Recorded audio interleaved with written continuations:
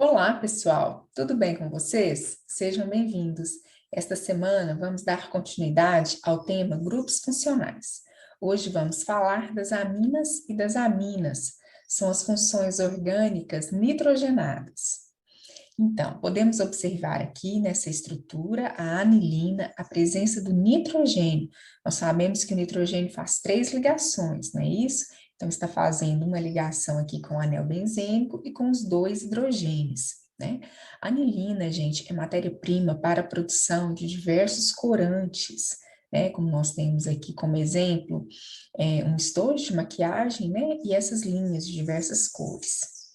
Bom, gente, outra amina também bastante conhecida é a trimetilamina, e ela está presente nos peixes, né? Então, aquele odor que nós sentimos de peixe é devido à presença, né, desta substância, ou seja, uma dessas substâncias, né, na verdade, uma mistura, mas uma substância que está presente aí, essa amina de baixo peso molecular é bastante volátil, ok? Outro grupo, gente, de substâncias também que são aminas, são muito conhecidas, são os alcaloides. Então, eu vou citar aqui várias moléculas, né, que vocês já ouviram falar, tá? Anfetamina, nós temos aqui a presença do nitrogênio, morfina, aqui também, além de outros grupos funcionais, né, gente, que nós já estudamos. Então, a gente observa aqui a função éter, né, nós observamos aqui a função fenol, que é a hidroxila ligada diretamente ao anel benzênico, mas nesse momento vamos ter atenção no grupo funcional das aminas, certo? A cocaína, aqui também, ó, nitrogênio, nicotina, cafeína, né? Então, gente, essas moléculas, elas estão presentes em algumas plantas, né? E servem de defesa contra insetos e alguns predadores. A cocaína, por exemplo, ela está presente nas folhas da coca, né? E era utilizada, gente, no início do século XX, né, como medicamento, né, como estimulante. Depois, né, verificou-se que ela causa alta dependência e então foi proibido, teve seu uso proibido, né? E nós sabemos que hoje é um grande problema social, né, o uso da cocaína que pode levar aí, né, a dependência química e às vezes até a morte, né, gente, por overdose e tudo mais, certo, pessoal? Interessante, né? A cafeína, por exemplo, aí, ó, presente no café, né? Que também muitas pessoas relatam o uso da cafeína como um estimulante mesmo, né? Para o dia a dia, alguns atletas fazem uso, né? Na prática de esportes também, bastante comum aí o uso da cafeína, né? Muito bem, pessoal, vamos avançar aqui um pouquinho. É, Nós sabemos, né, gente, lá da biologia, a presença dos aminoácidos, que as proteínas são formadas pela união entre os aminoácidos. Então, agora é oportuno a gente ver o que significa, né, dentro do ponto de vista da química orgânica, os aminoácidos. Então, quando a gente junta as palavrinhas aqui, ó, amino, vem do grupo funcional amina, e ácido vem do grupo funcional ácido carboxílico, certo? Então, juntando aqui, olha, nós temos o grupo amina, né, que recebe o nome quando está na forma de uma ramificação de amino, e aqui o grupo funcional C-O-OH, né, dos ácidos carboxílicos. Então, uma molécula que apresenta esses dois grupos ligados ao mesmo carbono recebe o nome de aminoácido, certo? Então, no nosso organismo, muitas vezes os aminoácidos estão na forma, aqui o nitrogênio na forma catiônica e o oxigênio na forma aniônica. Por que que isso acontece?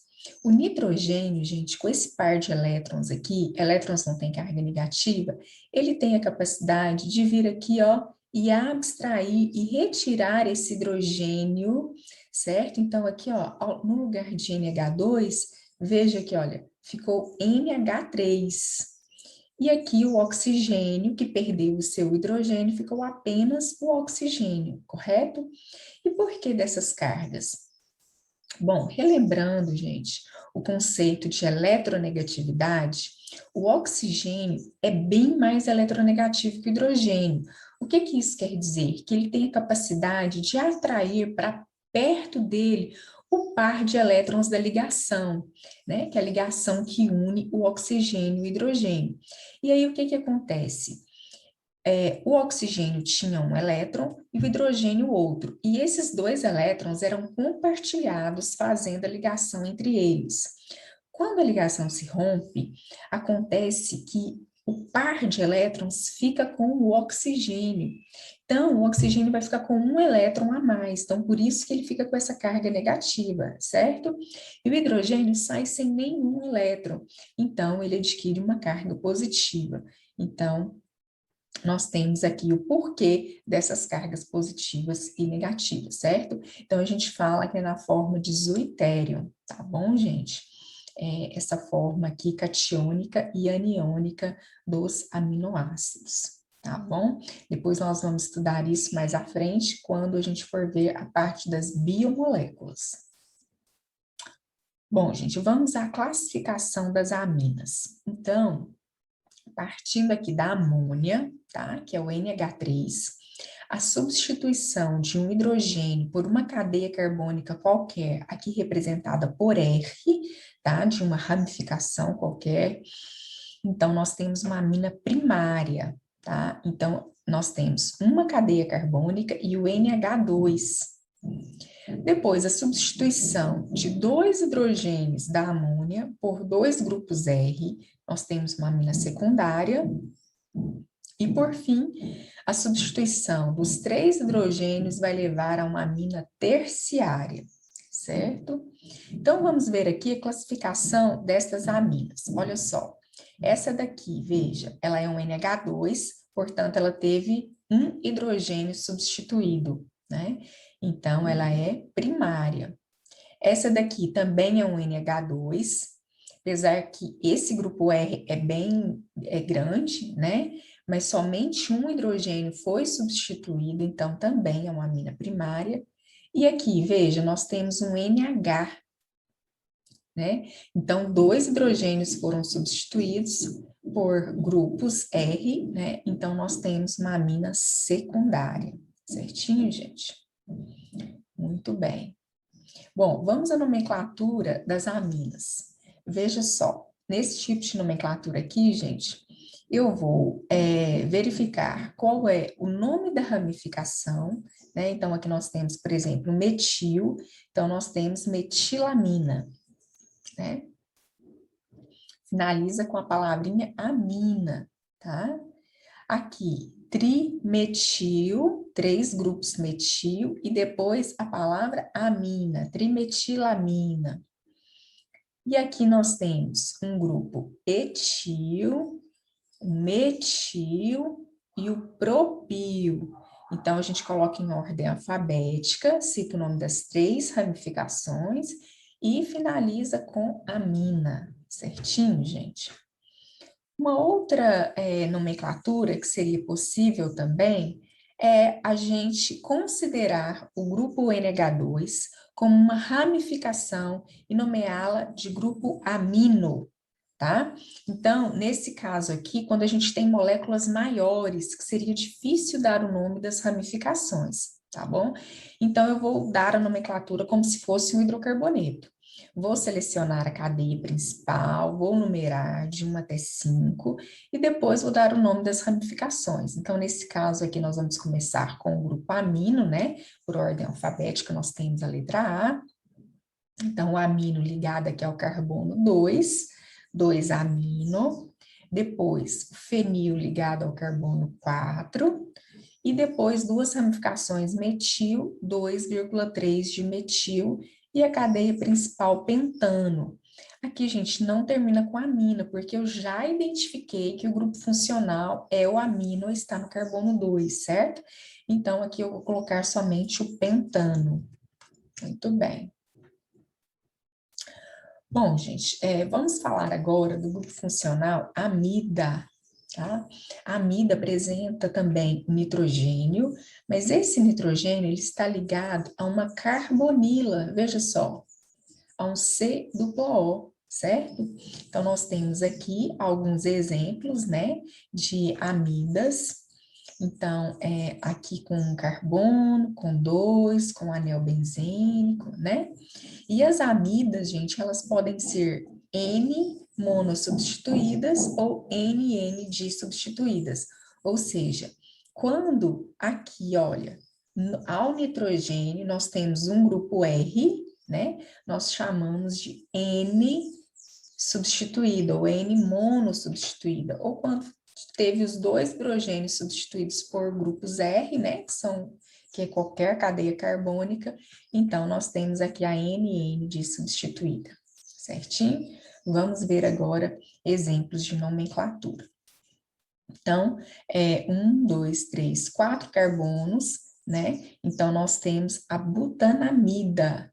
Então, vai finalizar, né, com amida, viu, gente? But, prefixo para 4 carbonos, de ligações simples entre eles, e finaliza aí com a palavra amida do grupo funcional, certinho? Então, nós temos aqui, né, esse segundo exemplo, uma cadeia carbônica com 5, então é pente, ligações simples, pentan e amida, certo? E as ramificações? Dimetil, né, que é metil, metil, ambos ligados ao carbono 4, então 4,4 dimetilpentanamida. Ok, pessoal. Então, agora nós vamos falar de uma amida N-monossubstituída, tá bom? Então, veja só, nós temos aqui agora uma ramificação etil ligada ao nitrogênio. Então, veja como vai ficar a nomenclatura. N-etil, tá? Propanamida, prop de 3 carbonos aqui. Veja só, pessoal, quando a gente tem um etil na cadeia principal, nós vamos numerar, tá? Igual, por exemplo, se tivesse um metil aqui nesse carbono, um segundo aqui, então ficaria 2-metil, não é isso? Mas quando nós temos uma ramificação ligada ao nitrogênio, para indicar que é ao nitrogênio, então eu vou colocar a letra N maiúsculo, que vai indicar, né, ao invés de colocar a numeração, certinho? Muito bem, pessoal. As amidas, elas são muito importantes, né? E principalmente porque elas estão presentes, né, nas proteínas, certo? Nós falamos agora há pouco do grupo funcional das aminas, dos aminoácidos, né?